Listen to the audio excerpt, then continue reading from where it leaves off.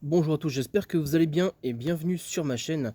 Alors aujourd'hui, on va parler des couteaux Wenger que j'ai reçus maintenant il y a 2 semaines. Je les ai reçus, je vous en ai jamais parlé. Avant de commencer, donc comme vous le voyez, bon maintenant Wenger, en fait c'est une marque qui n'existe plus, qui avait été rachetée par Victorinox et maintenant reprend les formes de Wenger avec le sigle des Victorinox dessus. Là, cette fois-ci, j'ai la chance, c'est d'avoir deux couteaux anciens, mais carrément de chez Wenger. Donc, ça n'est pas le sigle, comme vous pouvez le voir, de chez Victorinox, mais bien de Wenger, donc la croix. Alors, on va commencer avec celui-ci de base. Faut savoir qu'il y a autant de Wenger que de Victorinox, et que de Dupont et de Martin en France. Donc, celui-ci, au niveau du style, c'est le Ranger. Alors, c'est le Ranger Clip 51. Pourquoi? Alors, Ranger de la forme, déjà, du manche et de la lame. Et clip parce que il y a ce petit clip derrière qui s'enfonce dans la poche. Voilà, je suis pas forcément des plus fans. Comme vous avez vu la forme, il est pas joli, il est pas vachement épuré. Il prend toute la largeur. Au niveau ergonomie, ça prend pas mal dans la main. Donc voilà quoi, on est vraiment sur quelque chose que voilà, j'avais envie d'avoir dans ma collection, je l'ai pas payé cher. Voilà, je l'ai trouvé sur eBay. Et voilà, donc on va faire un petit peu le tour de ce couteau-là. Alors j'ai pris avec moi ce qu'il fallait.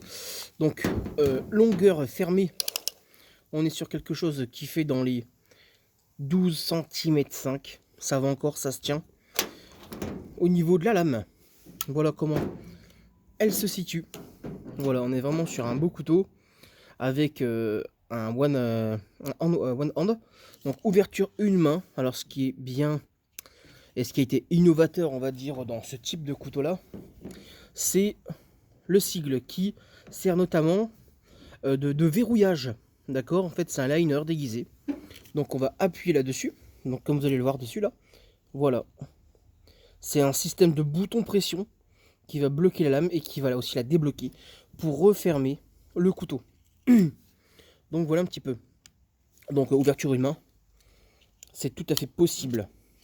Après bon, moi ce qui me dérange, on va dire sur ce type de couteau, comme vous avez pu le voir, je pense, pour ceux qui connaissent, c'est ça. Voilà, il n'y a pas de claque. Il n'y a pas le petit claque qu'on connaît chez Victorinox. C'est ce qui me dérange un peu. Voilà, vous voyez, même en fin de course, on n'est pas sur quelque chose de super bien.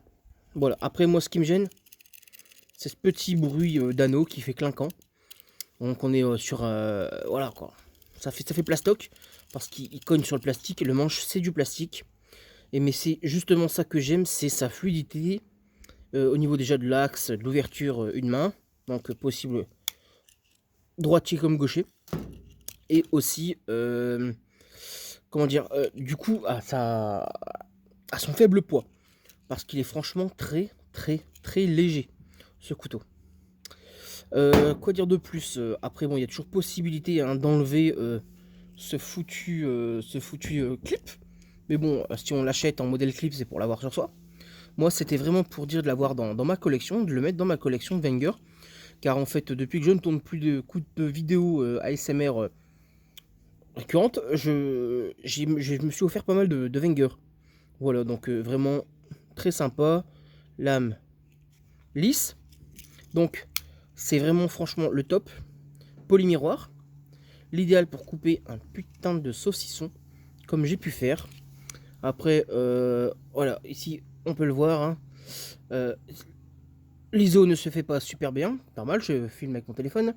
Switzerland, Stainless, Steel, voilà. Donc, Wenger. Hein. Par contre, Wenger, il est bien noté ici. Voilà, pour ceux qui le voient, ils veulent le voir. Voilà, nickel. Donc, voilà un petit peu pour ce couteau-ci. On le ferme, voilà. Le deuxième. Alors là, on est vraiment sur, par contre, ici, une pièce de collection. D'accord? Ici, on n'appuie pas sur le... sur le truc. Voilà, sur l'emblème. Alors, celui-ci, c'est le Ranger Wenger numéro 5. Ici, on est sur une super belle pièce. Voilà. Ici, alors, il est ancien. Pourquoi? Parce que, déjà, on a une lame Bowie. D'accord, une lame style Bowie. Donc le style Bowie, c'est ici l'abstraction de matière. On enlève de la matière pour avoir cette petite forme Bowie. Alors, quoi dire de plus au niveau de la fermeture et en fait, pour redébloquer le couteau, ici c'est un bouton. Alors c'est un bouton ici qu'on va venir mener vers l'arrière. Hop. Voilà, comme ici vous pouvez voir dans la vidéo. Voilà, c'est le même principe que l'autre. Sauf que on ne fait pas ici avec le doigt, mais on vient mettre en arrière le petit liner et pour pouvoir refermer le couteau de manière très sécurisée. Voilà. Donc quand je l'ouvre, forcément, hop, voilà. C'est tout simple. Il est par contre vachement grand. C'est fait vraiment style poignard. Hein. Moi j'ai déjà des grandes pattes. J'ai déjà des grandes mains. Et franchement, on est vraiment sur du grand couteau. Ce qu'on retrouve sur ce genre de couteau. Donc là, je vais refermer la lame pour la sécurité quand même. De me blesser. Voilà. Hop. Voilà. Toc. Ce qu'on a sur ce couteau-là, on a une scie. Une scie qui est parfaitement redoutable. C'est une scie de malade. Elle est très grande. Au niveau des dimensions, la scie fait 10 cm. Non, j'ai une bêtise. 10 cm,5. Allez, on est gentil. Pour une taille complète de hop, 23 cm, allez, on va dire 24 si on veut être chiant avec l'anneau. On est vraiment sur un très grand couteau. Franchement, quand on l'a en main, voilà comment ça se fait.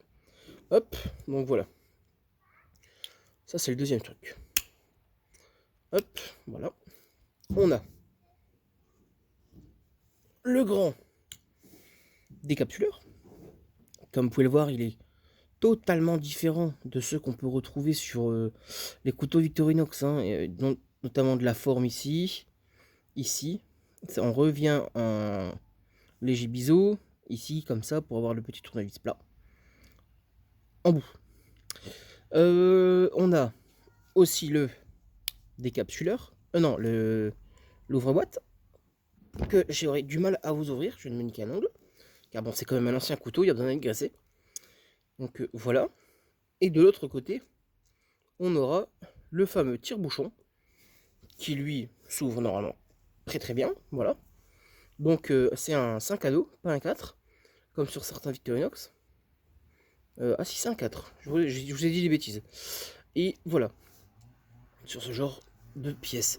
Ça, c'est vraiment un très joli couteau à avoir dans sa collection quand on collectionne du Wenger et du Victorinox. Donc voilà un petit peu pour ces deux couteaux. Hop, voilà. Je suis désolé pour le gars qui fait de la tronçonneuse à côté de moi. Si vous l'entendez, bien évidemment. Malheureusement, j'ai jeté des cartons pour pouvoir vous faire comment dire, des essais. C'est pas grave. Donc voilà, ça c'est le modèle Everest, hein, je ne vous ai pas précisé. Il est actuellement sur eBay, on peut le trouver encore à une cinquantaine d'euros. Et celui-là, je ne l'ai pas eu pour cher, pour une 25 euros. Il était vraiment pas cher car il va devenir collection. Il va coûter un peu plus, mais bon, moi je m'en fous, il est neuf. Je le garde dans ma collection, c'est pas pour le vendre. Vous avez vu, il est très fluide. Ça, c'est un bon couteau pour manger aussi. On a une belle longueur, franchement, il est top. Et j'ai eu la chance de l'avoir neuf. Donc voilà un petit peu pour cette nouvelle vidéo, j'espère qu'elle vous aura plu. Moi je vous dis à très vite sur la chaîne, portez-vous bien. Et n'hésitez pas à vous lâcher dans les commentaires. Je vous fais plein de bisous, je vous dis à très vite sur la chaîne, portez-vous bien. Bye.